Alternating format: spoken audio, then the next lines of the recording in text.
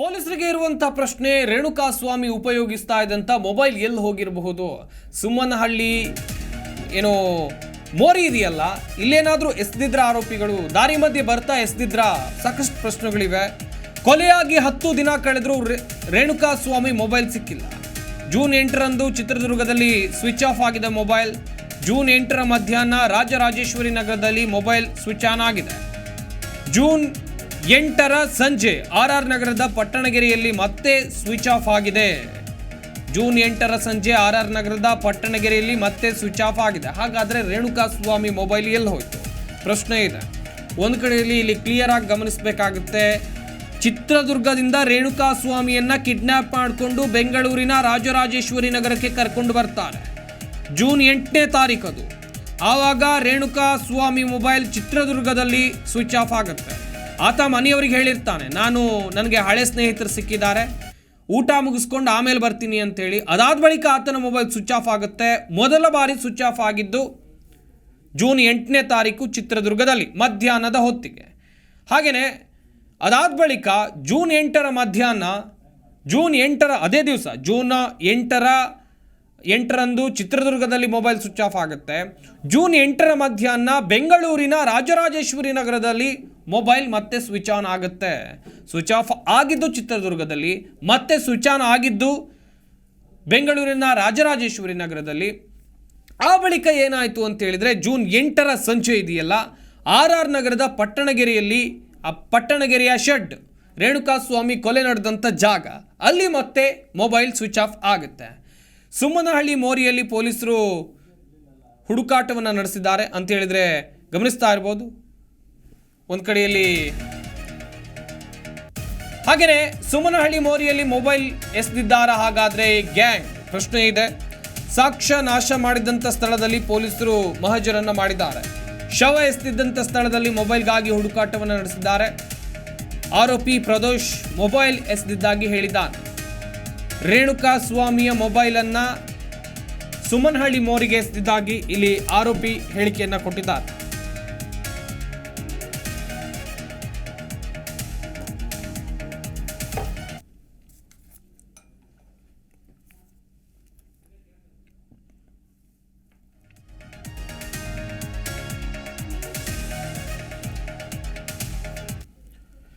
ಈ ಬಗ್ಗೆ ಇನ್ನಷ್ಟು ಮಾಹಿತಿಯನ್ನು ಕೊಡ್ತಾರೆ ನಮ್ಮ ಪ್ರತಿನಿಧಿ ವಿಶ್ವನಾಥ್.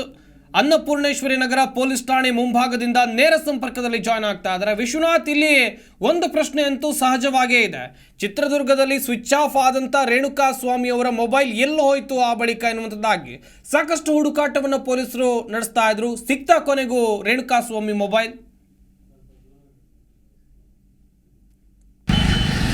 ಸಂಪತ್, ಈಗ ಏನು ಚಿತ್ರದುರ್ಗದಲ್ಲಿ 8ನೇ ತಾರೀಕು ರೇಣುಕಾಸ್ವಾಮಿ ಅವರನ್ನು ರಾಘವೇಂದ್ರ ಮತ್ತಿತರರು ಕಿಡ್ನಾಪ್ ಮಾಡಿಕೊಂಡು ಬಂದು ನೇರವಾಗಿ ಈ RR ನಗರದ ಬಳಿ ಇರುವಂತಹ ಶೆಡ್ಗೆ ಕರೆದುಕೊಂಡು ಬರ್ತಾರೆ.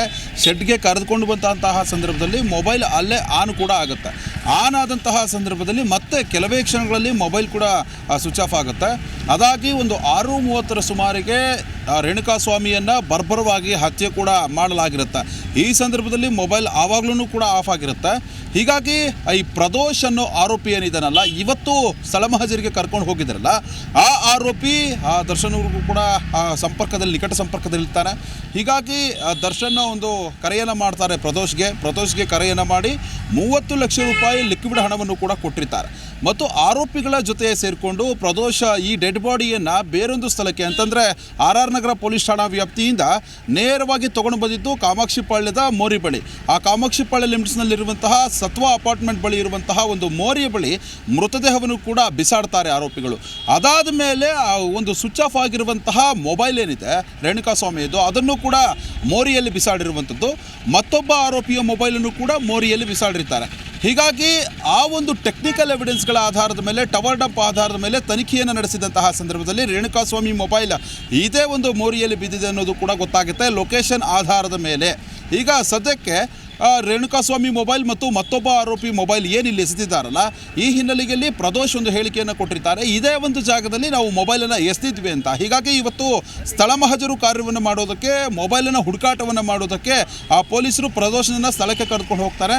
ಪ್ರದೋಷ್ ಕೂಡ ಇದೇ ಸ್ಥಳದಲ್ಲಿ ನಾವು ಎಸೆದಿದ್ದೇವೆ ಮೊಬೈಲ್ ಅಂತ ಗುರುತು ಮಾಡಿ ತೋರಿಸ್ತಾನೆ.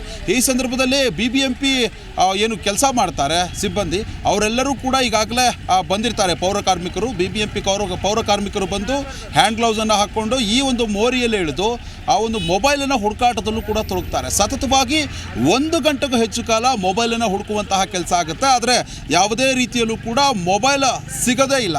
ಹೀಗಾಗಿ ಏನು 1 ಗಂಟೆಯ ಕಾಲ ಮೊಬೈಲನ್ನು ಏನು ಹುಡುಕ್ತಾರಲ್ಲ, ಅಲ್ಲಿಂದ ಈಗ ಮತ್ತೆ ಪ್ರದೋಷ್ನನ್ನು ಕರೆದುಕೊಂಡು ಬರುವಂತಹ ಕೆಲಸ ಆಗುತ್ತೆ ಠಾಣೆಗೆ. ಒಟ್ಟಾರೆಯಾಗಿ ಇವತ್ತು ಪ್ರದೋಷ ಹೇಳಿಕೆ ಆಧಾರದ ಮೇಲೆ, ಯಾಕಂತಂದರೆ ಇದೇ ಮೊಬೈಲ್ ಮುಖಾಂತರವಾಗಿ ಪವಿತ್ರ ಗೌಡಗೆ ಮೆಸೇಜ್ ಮಾಡಿರಬಹುದಾದ ಮತ್ತು ವಿಡಿಯೋ ಕಳಿಸಿರಬಹುದಾದ ಮತ್ತು ಫೋಟೋ ಕಳಿಸಿರಬಹುದಾದ ಸಾಕ್ಷ್ಯಾಧಾರಗಳನ್ನು ಕಂಡುಕೊಳ್ಳೋದಕ್ಕೆ, ಮತ್ತು ಯಾರು ರೇಣುಕಾಸ್ವಾಮಿಗೆ ಪದೇ ಪದೇ ಕರೆ ಮಾಡ್ತಾ ಇದ್ರು, ಯಾವ ಫೇಕ್ ಐಡಿಯಿಂದ ಕರೆ ಮಾಡ್ತಾ ಇದ್ರು, ಮತ್ತು ಎಷ್ಟು ಬಾರಿ ರೇಣುಕಾಸ್ವಾಮಿಗೆ ಆರೋಪಿಗಳು ಕರೆ ಮಾಡಿದ್ರು ಮತ್ತು ಯಾವ ರೀತಿಯಲ್ಲಿ ಮಾತನಾಡಿದ್ರು ಅನ್ನೋ ಒಂದು ನಿಟ್ಟಿನಲ್ಲಿ ಕಂಡುಹಿಡಿಯೋದಕ್ಕಾಗಿ ಮೊಬೈಲ್ ಹುಡುಕಾಟದಲ್ಲಿ ತೊಡ್ಕೊಂಡಿದ್ರು. ಆದರೆ ಇಷ್ಟೊತ್ತು ಹುಡುಕಿದ್ರೂ ಕೂಡ ಮೊಬೈಲ್ ಸಿಕ್ಕಿಲ್ಲ ಮತ್ತು ಟೆಕ್ನಿಕಲ್ ಎವಿಡೆನ್ಸ್ಗಳ ಆಧಾರದ ಮೇಲೆ ಮತ್ತಷ್ಟು ತನಿಖೆಯನ್ನು ಪೊಲೀಸರು ಚುರುಕುಗೊಳಿಸಿರುವಂಥದ್ದು. ಸಂಪತ್, ಥ್ಯಾಂಕ್ ಯು ವಿಶ್ವನಾಥ್ ತಮ್ಮೆಲ್ಲ ಡೀಟೇಲ್ಸ್ಗಾಗಿ.